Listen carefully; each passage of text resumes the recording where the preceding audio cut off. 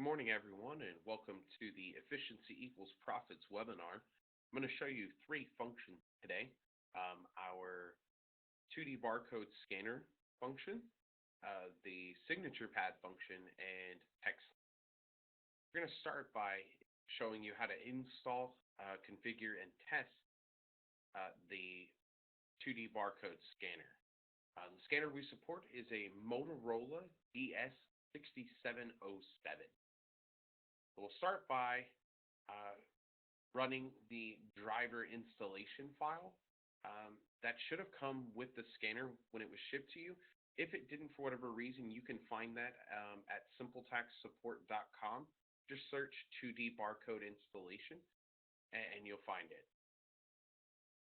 So I'm going to launch the installation file. The Motorola Core Scanner driver 64-bit is running. There are two versions. There's a 64-bit and a 32-bit. So go ahead and hit next here.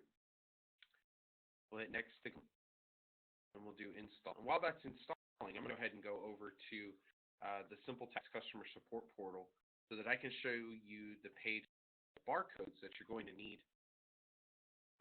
to configure and complete configuration of the 2D barcode scanner.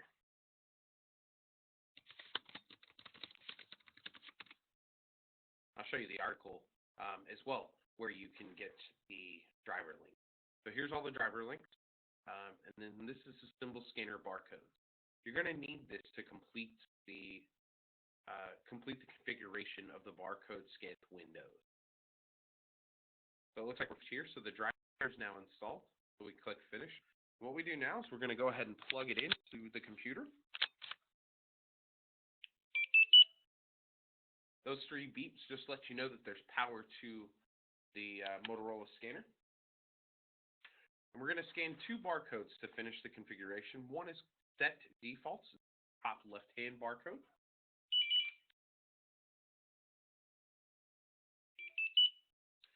Those three beeps, again, tell you that the scanner is back online and that it did accept the barcode program. The second one that I scanned was this Snappy with imaging. That'll allow you to take images with a barcode scanner to utilize our scan and store function. Now I'm going to show you guys how to test and make sure that it's actually working. So we're going to the demo program here. And we're going to test both functions, the 2D barcodes function and the scanner technology function. So we're going to open up the document archive inside a return. We're going to click Scan Document, and we're going to press Snap.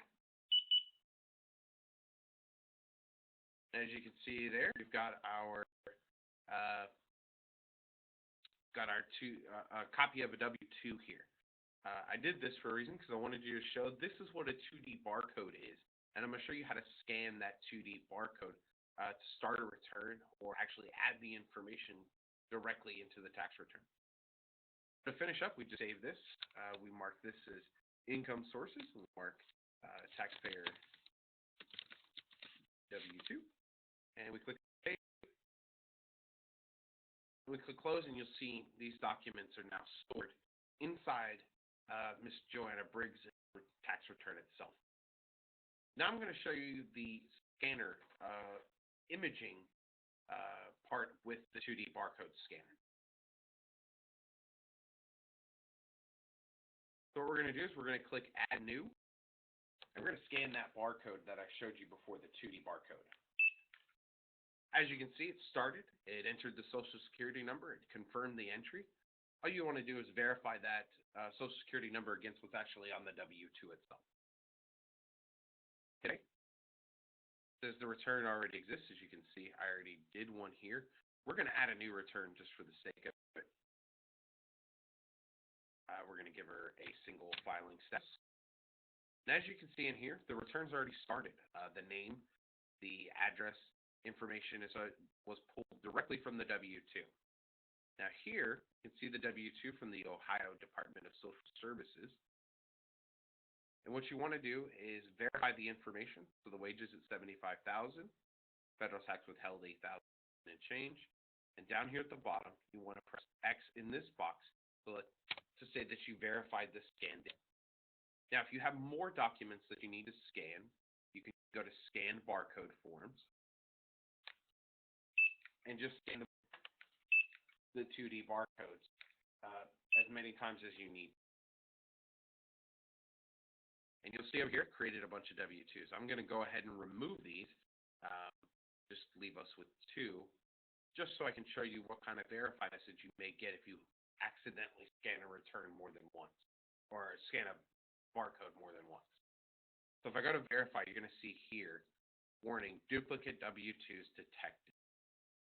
Review scan data on the screen. So if I open that up, it's going to take me here because I didn't check the box.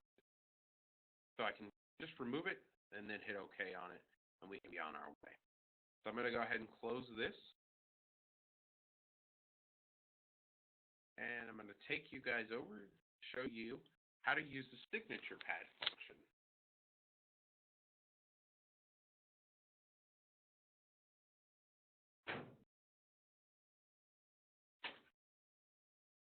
Get my handy signature pad out here. Now, to install the signature pad, you want to run the CD that came with the signature pad. Again, it didn't come with it. You can always come here and do Topaz signature pad. How to install the Topaz signature pad. If you don't, should be a link here. We'll go ahead and make sure we get that document updated. But there will be a link here shortly, and you can click that link, and what you'll get is a zip file that has these items in it. What you want to do is run this STIG plus application file.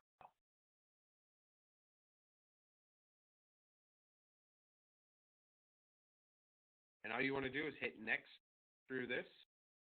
You want to use TS because that's the model. You hit OK. You want to choose the model number specifically. We always recommend the TS460. That's the cheapest model and the most efficient. You want to make sure that you choose HSB or USB type. It's going to go ahead and install. It's going to say the software is ready to configure. You just hit OK.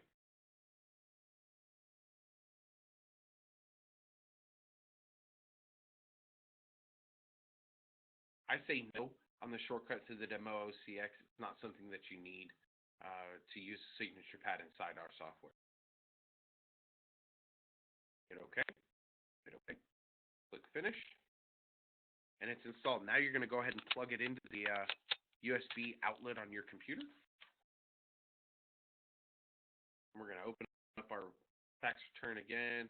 We're going to choose this one here. I'm going to unlock this return just so we can go ahead and print it. So we go to print.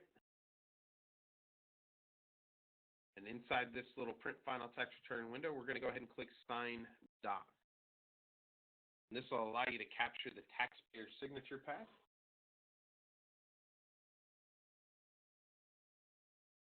All right, accept.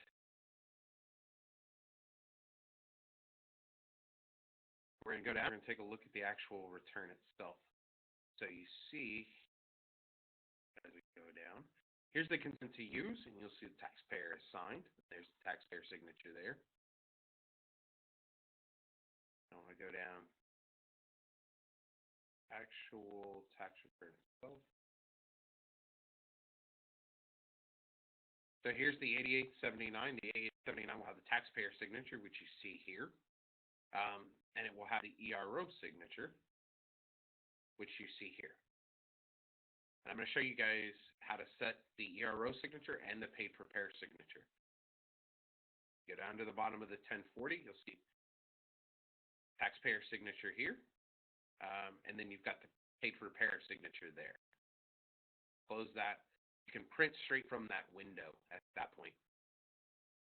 Now to set up the ERO signature, which is the EFIN holder, go to Database, EF Originators, and you'll have an EFIN record here. Just open it up and hit Capture Signature.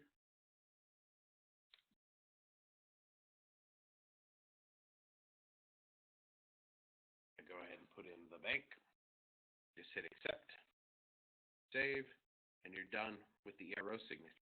Now to set up the paid prepare signature, you go to database, paid prepare, open up the paid prepare that you have created, hit capture,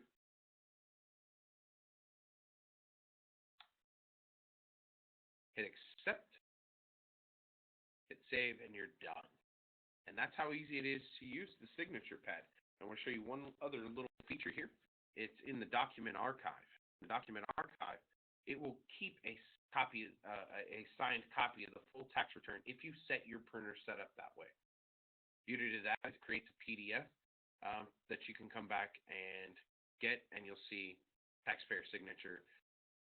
Allows you then to not have to keep a physical copy of the tax return. So now we've done two things to use the document archive to move your office towards a paperless office. You can scan all of their source documents, social security number, birth certificates, anything that they give you using the scanner. And then you can actually capture signed copies of their tax return, their 8879, and the bank application inside document archive. At that point, there's really no reason for you to hold on to those old filing cabinets anymore. Everything will be stored directly inside the document archive, inside the tax return. That way, if the bank or the IRS audits you, you can always come directly back into here, open up that customer, open up document archive, find the documents that they're requesting, and print them straight to the printer, and they can get them. Now I'm going to show you TextLink.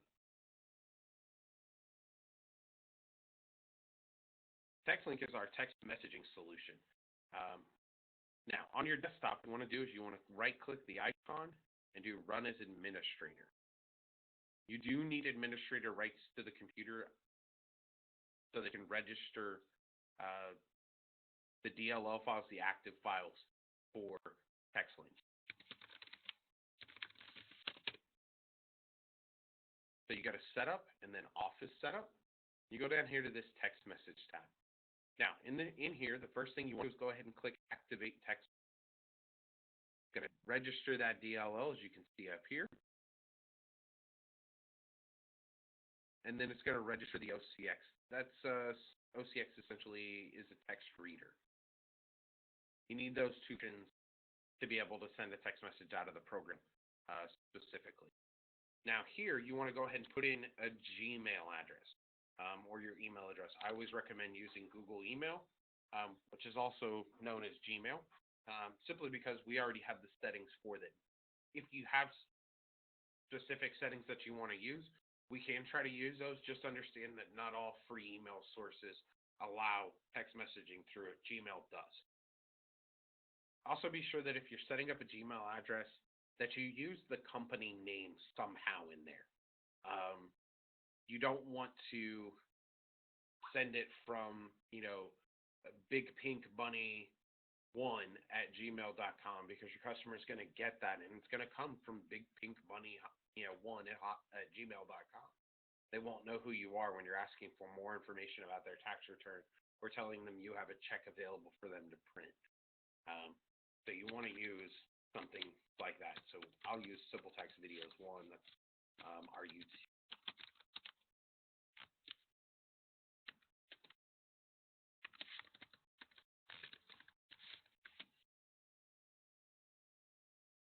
Store that. I'm going to go inside this training return that I created so I can show you guys how to configure it for a particular customer. It's right here in this client data screen. You want to enter a cell phone number. We'll enter any random number here. It doesn't really matter. Then you want to choose text message. You do want to ask them if it's okay for you to send them a text message about their tax return or to let them know that their check is available to print. You don't want to just start randomly sending text messages to customers. Not everyone has free text messages. So down here, you can click Choices, or you can hit F3 on the keyboard, bring up the Choices window, and choose provider they have, so you do want to ask. Click Save. Then we're going to go ahead and send a test text message. Send. So just a notification, your tax return has been accepted. Then you hit OK. It's going to ask you if you're sure you want to send that text message. Just say yes.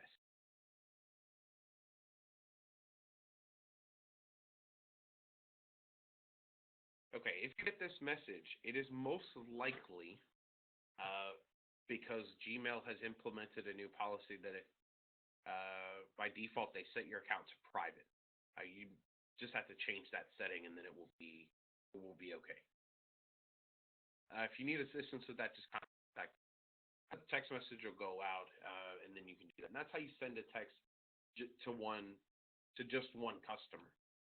I want to show you how to send a text message to multiple customers at the same time, which is something that we do have. So I'm going to open up the demo version of the software. There's a checked ready report. That's probably the best place to do it. And you just select multiple people. You can select multiple people by pressing the Shift key, and that'll select everyone, or the Control key, and you can select individual people. Then you want to hit Send Text and go through the same text messaging process. At this point, great thing about this is it won't send a text message to someone who hasn't opted in. So if you have a list of people, 7, 8, 10 people, and not everyone has text message, it's only going to send to those people who have text messaging enabled.